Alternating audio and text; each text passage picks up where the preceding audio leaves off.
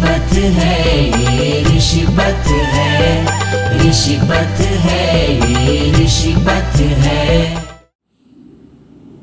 ओम स्वस्ति पंथा मनुचरेम सूर्या चंद्रमसा विव पुनर्ददता नता जानता संगमे महि। ओम शांति शांति शांति। आज के इस प्रभात बेला में इस सभागार में उपस्थित आर्य समाज के समस्त पदाधिकारीगण, पूज्य मातृशक्तियाँ, आर्य बंधुओं और प्यारे बच्चों, सभी को सादर नमस्ते। अक्सर लोग पूछते रहते हैं, आचार्य जी मैं काफ़ी वर्षों से पूजा करता आ रहा हूँ, फिर भी अपेक्षित सफलता नहीं मिल पा रही है।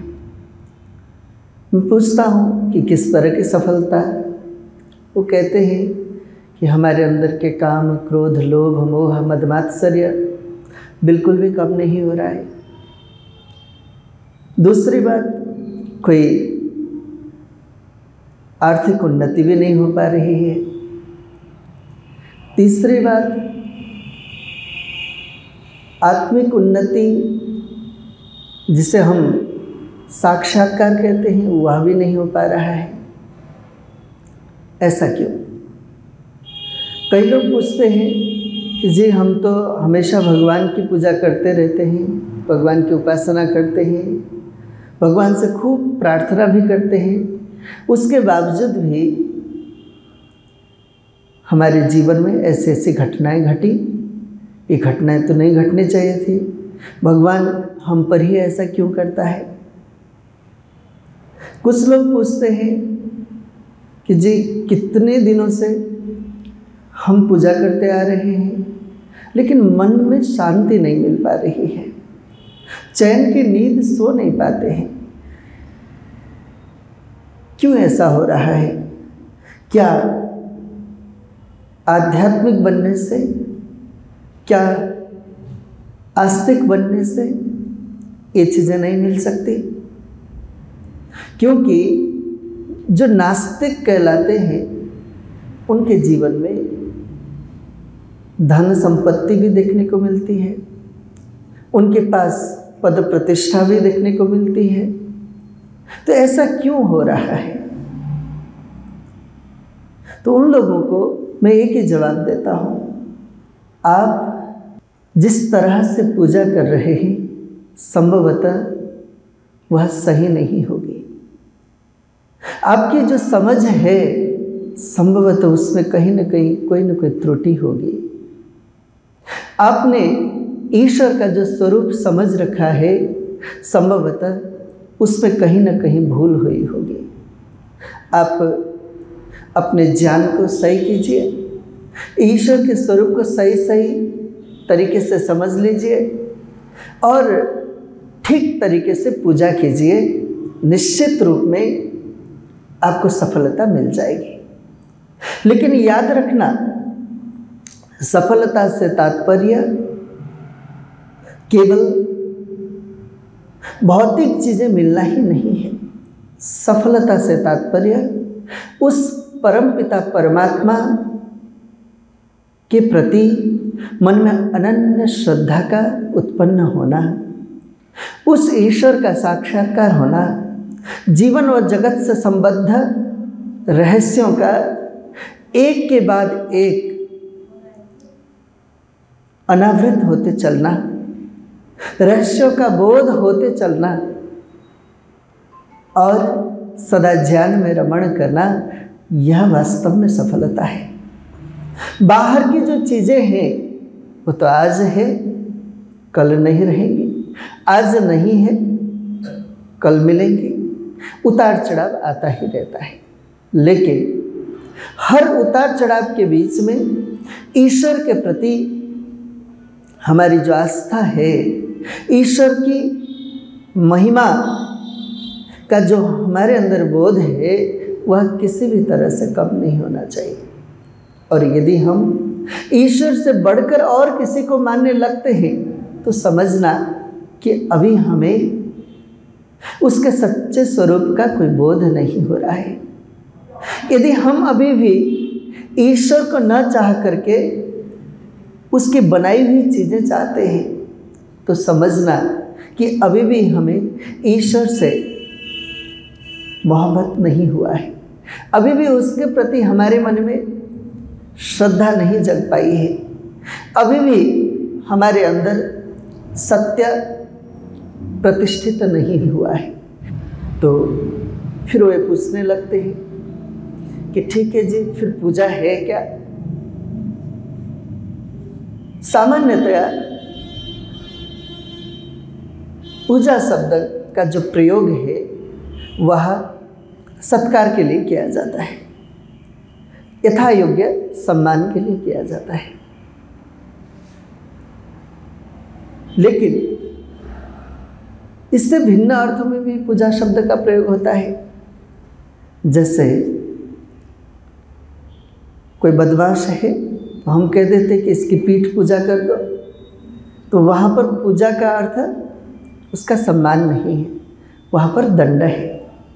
यदि हम कहेंगे कि महात्मा जी आए हैं, उनकी पेट पूजा कर दो, तो इसका तात्पर्य है उनका यथा योग्य सत्कार करो, उन्हें खिला पिला दो। ऐसे ही पूजा शब्द का अर्थ सेवा अर्थ में भी किया जाता है। पूजा का प्रयोग आर्य परंपरा में उपासना के तौर पर किया जाता है। शब्द है तो एक, लेकिन उसका प्रयोग अनेक अर्थ में होता है। सामान्यतया जो पूजा है उसका अर्थ हमें सत्कार लेता है। जैसे यत्र नार्यस्तु पूज्यन्ते रमन्ते तत्र देवता, जहाँ नारी की पूजा की जाती है वहाँ पर देवता यानी कि विद्वान रमण करते हैं, वहाँ पर विद्वान प्रसन्न होते हैं, वहाँ पर विद्वानों की दृष्टि बनी रहती है। तो पूजा का अर्थ यहाँ पर सत्कार सम्मान हुआ।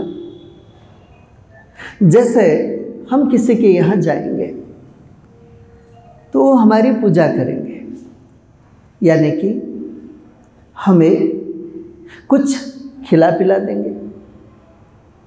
मान लीजिए यदि हम किसी के यहाँ गए और कोई हमारे सामने चाय लेकर के उपस्थित हो जाएंगे।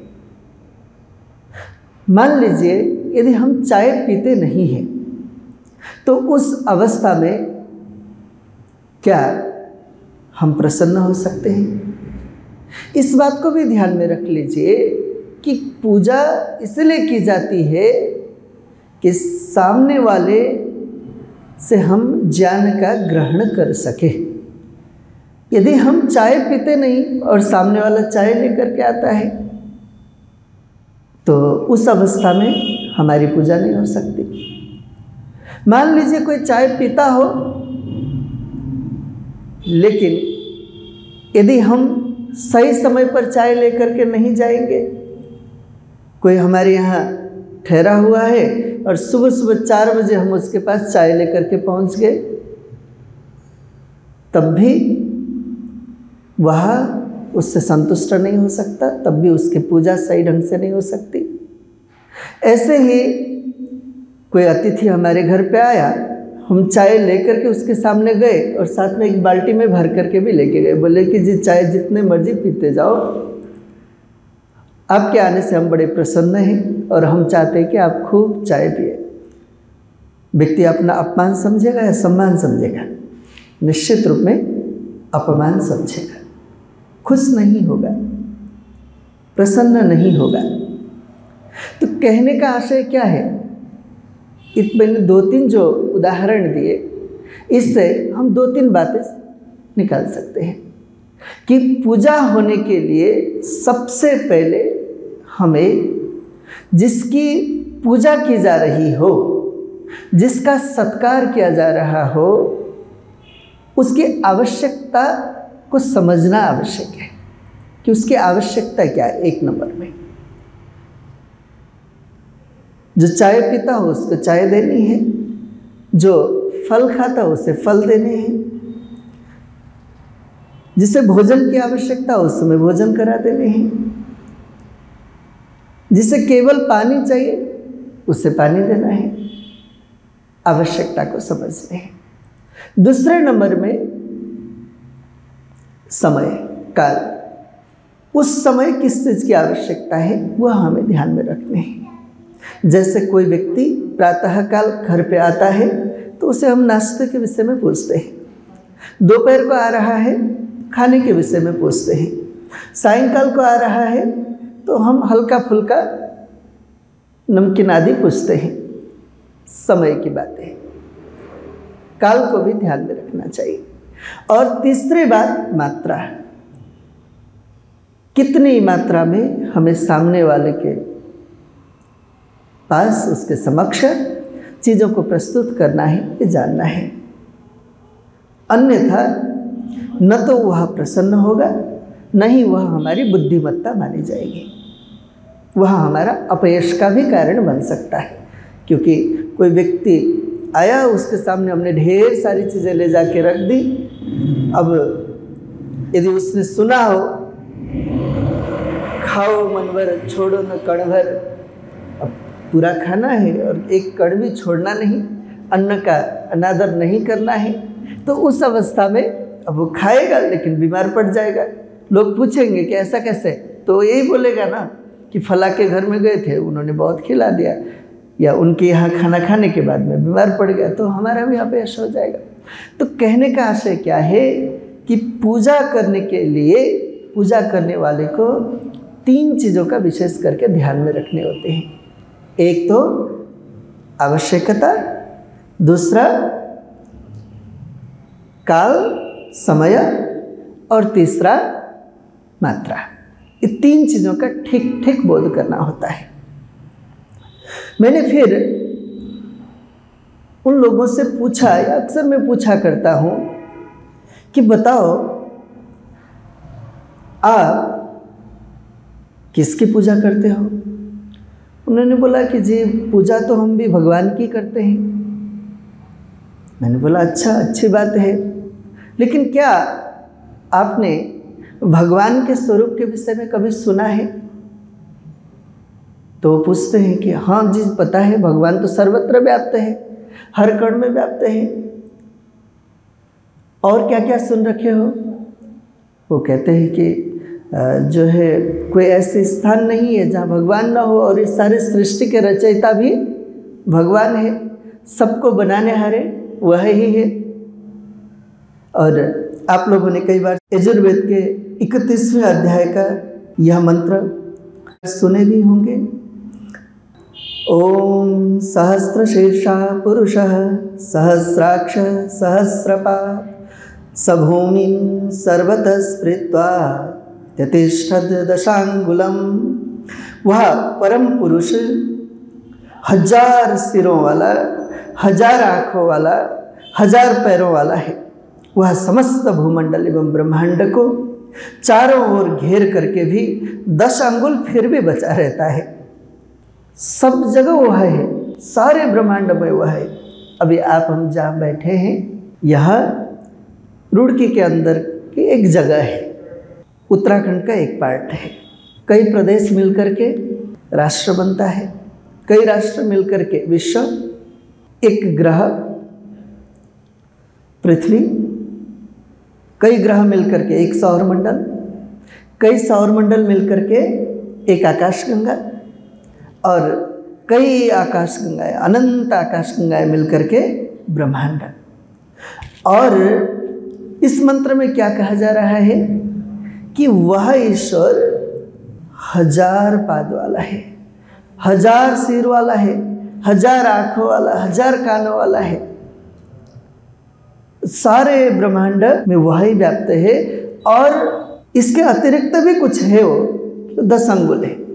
अभी यहाँ पर एक समझने वाली बात क्या है कि यह एक अलंकारिक भाषा है।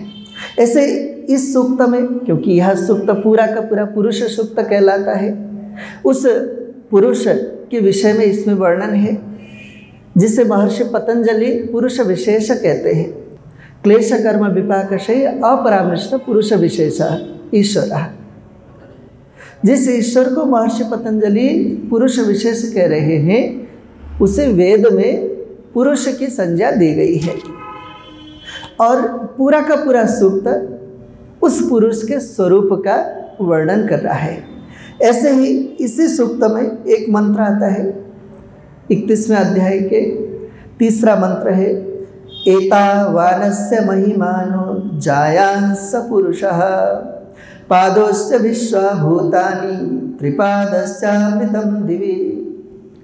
यह पूरी सृष्टि मानो उस ईश्वर का मात्र एक पाद है और बाकी जो 3 पाद है वह खाली है। कहने का आशय क्या है? क्या वह ईश्वर शरीरधारी है, 4 पैरों वाला है? पहले वाले मंत्र में कहा कि 1000 आंखों वाला है, 1000 कानों वाला है, 1000 पादों वाला है। तात्पर्य क्या है? देखिए, भाषा की एक सीमा है, भाषा की एक मर्यादा है। शब्द कुछ हद तक ही ज्ञान करा पाता है, पूर्णतः नहीं। इसीलिए महर्षि देव दयानंद भी कहते हैं पहले हमें नैमित्तिक ज्ञान प्राप्त करना है, लेकिन बाद में फिर हमें साक्षात्कार के द्वारा उसका यथार्थ ज्ञान प्राप्त करना है। जब तक साक्षात्कार नहीं होगा तब तक हम चीज़ को ठीक ठीक समझ नहीं पाएंगे। साक्षात्कार कहते उसी को है जो जैसा है उसको वैसा ही जानना, न अधिक न कम। जैसे किसी ने पूछा हाथी कैसा होता है, हमने कहा खंबे की तरह जिसके 4 पैर होते हैं, सांप की तरह सूंड होता है, छाछ की तरह कान होता है और बड़े से ड्रम की तरह जिसका धड़ होता है। सामने वाले ने कुछ कुछ तो समझ लिया, लेकिन क्या वह ठीक ठीक हाथी को समझ पाएगा? कभी भी नहीं। ऐसे हम उपमा भी खूब यूज करते रहते हैं, अलग अलग तरह के। जैसे ढोल की तरह पोल बोलते हैं, गेंद की तरह गोल मटोल बोलते हैं, सिक्के की तरह चपटा, बांस की तरह लंबा, सिंह की तरह पतला, कोयले जैसा काला, सुअर जैसा मोटा। ऐसे न जाने कितने उपमाएं हम प्रयोग में लाते रहते हैं। एक तुलना कर रहे हैं, हम उपमा दे रहे हैं कि जैसा, लेकिन उतने मात्र से बात पूरी तरह से समझ में नहीं आती। ऐसे ही ईश्वर के विषय में क्या कहा जा रहा है कि वो 1000 आंखों वाला है, 1000 सिर वाला है। यहाँ पर 1000 का अर्थ 1000 नहीं है, 1000 का अर्थ हजारों सिर वाला, क्योंकि हमने एक सिर वाला तो देखा है, लेकिन इससे अधिक सिर वाला तो जनरली देखने को मिलता नहीं, होता ही नहीं। तो वह हजारों सिर वाला है, यानी कि वह कितना विशाल है, यानी कि बहुत विशाल है। जैसा हम बोल देते हैं ना कि मृत्यु के बाद यदि मोक्ष मिल जाए तो उसका पुनरागमन या पुनरावर्तन नहीं होगा, यानी कि एक बार मोक्ष मिल गया तो दोबारा जन्म नहीं होता, ऐसा बोल देते हैं। लेकिन यथार्थ यह नहीं है, दोबारा जन्म होना है। ऋषियों ने कई सारे इसका प्रमाण दिया है, लेकिन वह अवधि बहुत लंबी है, 31 नील 10 खरब 40 अरब वर्ष पर्यंत, यानी कि 36,000 बार इस सृष्टि के बनने और बिगड़ने तक। एक सृष्टि की आयु बताई गई है 4 अरब 32 करोड़ वर्ष। तो लंबी अवधि होने के कारण हम क्या बोलते हैं कि दोबारा जन्म लेना नहीं पड़ता। लेकिन इसका तात्पर्य यह नहीं कि दोबारा जन्म लेगा ही नहीं, लेना है जन्म तो जैसे ही मोक्ष की अवधि पूरी होगी उस अवस्था में फिर जन्म लेना होगा। ऐसे ही यहाँ पर ईश्वर के लिए ये जो उपमाएं दी जा रही है, इसके पीछे उद्देश्य यह है कि वह सर्वत्र व्याप्त है, उससे बढ़कर और कोई है ही नहीं, उससे विशाल कोई है ही नहीं, और हम उसी में है। सदाधार पृथिवीं द्यामुते माम कस्मै देवाय हविषा विधेम। वही आधार है, परमाधार है, इतना विशाल, उसके हजारों कान है, यानी कि जो कुछ भी आप हम बोल रहे सब कुछ उसे सदा ज्ञात रहता है, हमेशा सुन रहा होता है। जो कुछ भी हम कर रहे हैं सब कुछ वह सदा देख रहा होता है। कोई ऐसी जगह नहीं जहां उसकी पहुंच ना हो। जहां कण है वहां भी वह है, जहां कण नहीं है वहां भी वह है। यहां पर कहा ना कि कुछ अंगुलियां बची रहती, यानी कि कुछ ऐसे स्थान भी है जिसे हम मोक्ष पद कहते हैं, जिसे हम परम पद कहते हैं, जहाँ कण नहीं है। याद रखें इस बात को कि यह जो ब्रह्मांड है यह किसके द्वारा बना हुआ है? प्रकृति के द्वारा। बनाने वाला ईश्वर है। प्रकृति कहेंगे किसको? सत्व रजस तमस के कणों को, उसकी साम्य अवस्था को। उन कणों से बनी हुई यह सृष्टि, इसमें तो ईश्वर है ही, और जहाँ पर कण नहीं है, जहाँ पर प्रकृति नहीं है, वहाँ पर भी ईश्वर है, यानी कि सर्वत्र ईश्वर है। तो ईश्वर का जो स्वरूप है इतना विराट है, ईश्वर इतना अधिक शक्तिमान है। तो ईश्वर का स्वरूप यह है, और ऐसा जो ईश्वर है जिसे हम क्या कहते हैं? अनादि, जिसका कोई भी आदि नहीं है, जिसका कोई भी प्रारंभ नहीं है। याद रखिए इस बात को, अनादि कहते ही उसको है जिसका कोई प्रारंभ ना हो, जिसकी कोई शुरुआत ना हो, जो अविभाज्य हो, जिसका विभाजन नहीं किया जा सकता हो। यानी कि या तो वह सबसे छोटा होगा या सबसे बड़ा होगा। जो सबसे छोटा है उसका भी विभाजन नहीं किया जा सकता है, और जो सबसे बड़ा है उसका भी विभाजन नहीं हो सकता। ऐसे कितनी चीजें हैं? मात्र 3 हैं: ईश्वर, जीव और प्रकृति। ईश्वर और जीव क्या है? दोनों चेतन, और प्रकृति जड़ है। चेतन में सबसे छोटा कौन है? ईश्वर या जीव? जीव। और सबसे बड़ा कौन है? ईश्वर है। और जड़ में प्रकृति है ही, और उसमें हम जनरली उदाहरण देते हैं कि जो परमाणु है वह सबसे छोटा, और सबसे बड़ा आकाश, ऐसा कह देते हैं। यानी कि प्रकृति जड़ है, तो न तो प्रकृति का विभाजन हो सकता है, न ईश्वर का, न ही जीव का। कहने का आशय कि ईश्वर, जीव और प्रकृति ये 3 अनादि सत्ताएं हैं।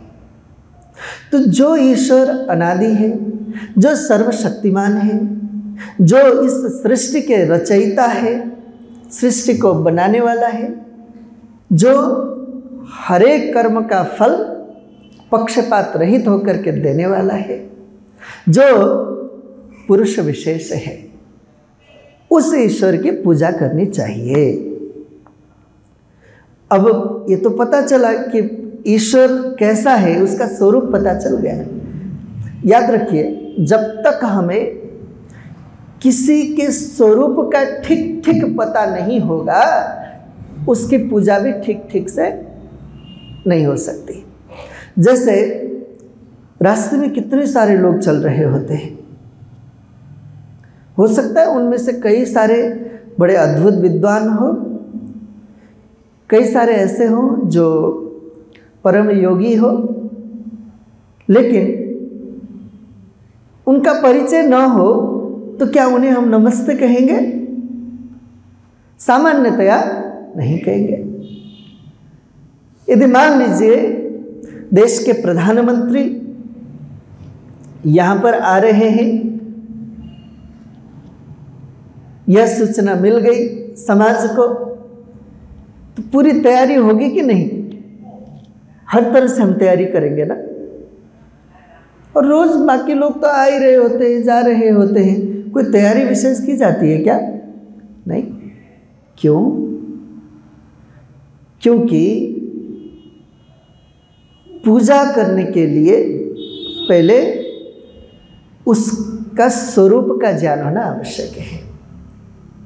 पूजा यथायोग्य सत्कार को कहते हैं, जो जैसा है उसके साथ वैसा ही वर्तना,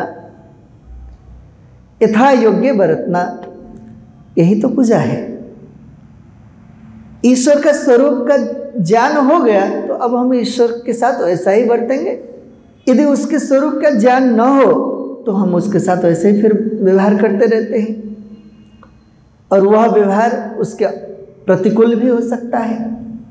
देखिए, लोग तरह तरह से ईश्वर की पूजा कर रहे हैं, तरह तरह की मूर्तियां बन रही है, तरह तरह से आरती की जाती है, तरह तरह से उसकी स्तुति की जाती है।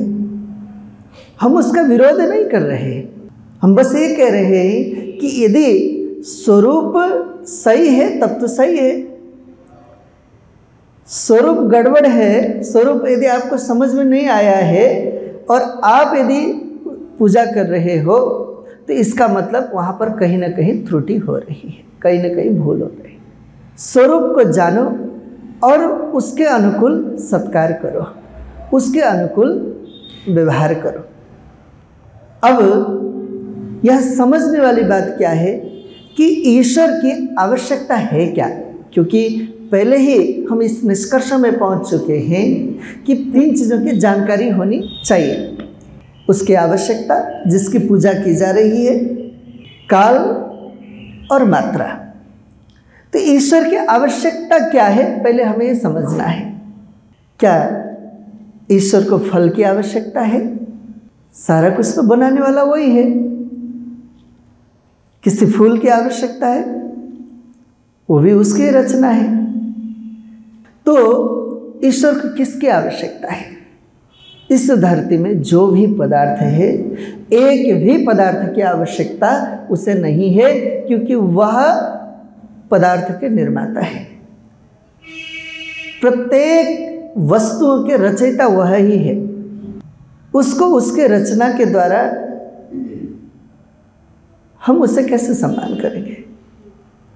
जो हमारी रचना है उसके द्वारा तो उसका सम्मान हो सकता है, जो हम बनाते हैं उससे उसका सम्मान हो सकता है, लेकिन जो उसने बनाया है वही उसे दे करके कैसे सम्मान होगा? मैं कई बार कहता हूँ सामान्य रूप में कि फूल किसके द्वारा बनाया गया है? ईश्वर के द्वारा। और मूर्ति किसके द्वारा बनाई गई है? हमारे द्वारा।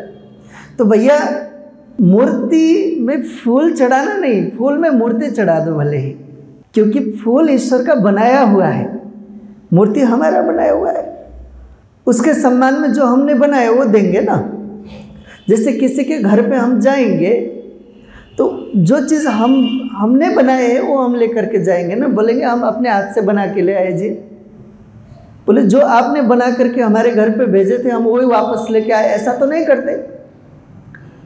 जो हम बनाते वो लेकर के जाते हैं। ऐसे ही ईश्वर की पूजा करनी है तो हमारे बस की जो चीज़ें, हमारी बनाई हुई चीज़ें, उसके द्वारा ईश्वर की पूजा हो सकती है। वो क्या है? मुख्य रूप में हमारे कर्म, सुंदर कर्म। हम अपने कर्म को सुंदर बना सकते हैं। हम अपने मन को शुद्ध बना सकते हैं। शुद्ध मन के द्वारा, सात्विक मन के द्वारा, सुंदर कर्मों के द्वारा ईश्वर की पूजा हो सकती है, न कि उसके बनाई हुई चीज़ें उससे दे करके। याद रखिए फिर, अब ईश्वर को देंगे भी कैसे फिर? क्योंकि मूर्ति में भी ईश्वर है, सर्वत्र ईश्वर है, कण कण में है, तो कोई ऐसी जगह ही नहीं जहाँ पर ईश्वर ना हो। लेकिन यदि हम ये बोलेंगे कि यह तो ईश्वर है और बाकी ईश्वर नहीं, ये तो गलत है। सर्वत्र ईश्वर है, और जिसके हजारों आंखें हो, हजारों सिर हो, हजार पैर हो, उसको हम कैसे बनाएंगे? कभी भी नहीं बना सकते, कभी भी नहीं बना सकते। उसके महान चरित्र को हम एक चित्र के द्वारा कैसे प्रस्तुत कर सकेंगे? असंभव। एक व्यक्ति के चरित्र को भी किसी एक चित्र से प्रस्तुत किया जा सकता है क्या? असंभव ना। हम किसी व्यक्ति का एक चित्र लेंगे, एक फोटो लेंगे, उसके माध्यम से उसके सारे चरित्र को, उसके संपूर्ण व्यक्तित्व को हम प्रस्तुत कर सकेंगे क्या? कभी भी नहीं, असंभव है। ऐसा कोई चित्रकार इस धरती में नहीं हुआ, ऐसी कोई टेक्नोलॉजी विकसित नहीं हुई और ना ही हो सकेगी। किसी पक्ष को, एक पक्ष को बताया जा सकता है, और वह ईश्वर जो सबको बनाने वाला है, उसको हम कैसे बना सकेंगे? कैसे बना सकेंगे? असंभव है। वैसे हम व्यवहार भी करते हैं, वैसे कई बार हम बोल देते हैं कि भगवान का मंदिर बनाया है, तो ठीक है। तो ऐसे ही एक जगह मैं गया था, हैदराबाद में, तो वहाँ पर मेरे से पूछा गया, आचार्य जी आज मंदिर चलना है क्या? मैंने पूछा किसके मंदिर में? उन्होंने बोला बिरला जी के मंदिर में। मैंने बोला नहीं, मेरे को तो भगवान के मंदिर में जाना है। तो मंदिर भी किसके बनाते हैं? बिरला जी के। कहीं पर लाला जी के मंदिर होते हैं, कहीं पर किसी के मंदिर होते हैं। हम बोलते हैं ना कि फला जगह फला मंदिर है, फला सोसाइटी का मंदिर है, वह मंदिर उनका है, ऐसा ऐसा करके हम बोलते हैं। सही प्रयोग कर रहे हैं, क्योंकि लाला जी का मंदिर तो हो सकता है, बिरला जी का मंदिर हो सकता है, लेकिन परमात्मा का, ईश्वर का मंदिर नहीं बनाया जा सकता। यह सृष्टि ही ईश्वर का मंदिर है, यह देह ही उसका मंदिर है, जहाँ वो रहता है वही उसका मंदिर है, और कोई ऐसी जगह है नहीं जहाँ पर वो ना हो, इसलिए यह संपूर्ण सृष्टि उसका मंदिर है। फिर हम लौटते उसी बात में कि क्या ईश्वर की आवश्यकता फूल, फल, जल, धूप, अगरबत्ती ये है क्या? नहीं, ईश्वर की आवश्यकता नहीं है। उसकी आवश्यकता नहीं है तो फिर जो भी तरीके हम अपना रहे वो गलत चल रहा है। दूसरा, मात्रा और काल की बात तो यहाँ पर उठाने की आवश्यकता ही नहीं है, क्योंकि उसकी आवश्यकता ही हमने नहीं पहचानी, इसलिए और चीज़ें सब गड़बड़ चल रहा है। तो ईश्वर की पूजा करें कैसे? पूजा शब्द बनता है, अब यहाँ पर ध्यान देने वाली बात है, यह बहुत महत्वपूर्ण बात है। पूजा शब्द बनता है पूज पूजायाम धातु से। पूजा का अर्थ पूजा ही है। महर्षि पाणिनि कहते हैं कि पूज पूजायाम, पूजा का अर्थ पूजा। तो फिर कैसे जाने कि हम एग्जैक्ट अर्थ क्या है? तो इसको जानने के लिए फिर हम देखते हैं पूजा अर्थ वाले और धातुएं कौन कौन से, जैसे अर्च पूजायाम है, महापूजायाम है, अरह पूजायाम, मान पूजायाम, यक्ष पूजायाम, सपर पूजायाम। पूजा कहते हैं सेवा को। सेवा, सेवा फिर किसे कहेंगे? शबरी सेवने, जिसे सेवन किया जाए वह सेवा है। तो ईश्वर के गुण कर्म और स्वभाव का चिंतन करना, उसकी आज्ञा का पालन करना और उसके गुणों का धारण करना, इसी का नाम पूजा है। तो ईश्वर की पूजा करना है तो हमेशा हमें उसके गुणों को धारण करना चाहिए। एक बार ऐसे हुआ, एक बच्चा अपने पिता के साथ किसी मंदिर में जाता है और जाते डर जाता है एकदम। मंदिर के बाहर 2 शेर की प्रतिमा थी, बच्चा डर जाता है एकदम। तो पिताजी पूछते कि क्यों डर रहे? बोले पापा शेर है, शेर है। तो कहते नहीं नहीं डर मत, ये नकली है। तो वो एकदम हंसने लगता है, अच्छा पापा नकली है? तो बोलते क्यों हंस रहा है? तो बोले फिर तो अंदर वाला भी तो नकली ही होगा। कहने का आशय यह है कि हम ईश्वर के सही स्वरूप को समझें और उसके आधार पर हम उसकी पूजा करें। ईश्वर का स्वरूप भी आज आपने अच्छे से समझ लिया और उसकी पूजा करना यानी कि उसके गुणों का अपने जीवन में धारण करना। ईश्वर के क्या क्या गुण हैं, उसके कर्म क्या है, उसका स्वभाव क्या है, इसे जानने के लिए वेद, उपवेद, ब्राह्मण ग्रंथ, आरण्य ग्रंथ, फिर ऐसे शिक्षा, कल्प, छंद, निरुक्त, व्याकरण, ज्योतिष, फिर विविध दर्शन आदि ग्रंथ ऋषियों ने रचे हैं। उन ग्रंथों का हम नियमित रूप में स्वाध्याय करें। और ऋषिवर दयानंद ने भी करीब करीब 75 ग्रंथों की रचना की है, जिसमें से 1-2 ग्रंथ प्रचलन में है। सत्यार्थ प्रकाश, ऋग्वेद आदि भाष्य भूमिका और वेदों का भाष्य, ऋग्वेद का कुछ भाष्य और कुछ संपूर्णतया यजुर्वेद का भाष्य, ये तो हम लोग पढ़ते पढ़ाते हैं। इसके अतिरिक्त भी ऋषि के द्वारा रचे गए सभी ग्रंथों का अध्ययन करें और नियमित रूप में वेदों का अध्ययन करें। इससे हम ईश्वर के गुण कर्म स्वभाव को ठीक से समझ पाएंगे और उसके गुणों को अपने जीवन में धारण कर सकेंगे। इतना कहते हुए मैं अपनी वाणी को विराम देता हूँ। ओम शांति शांति शांति।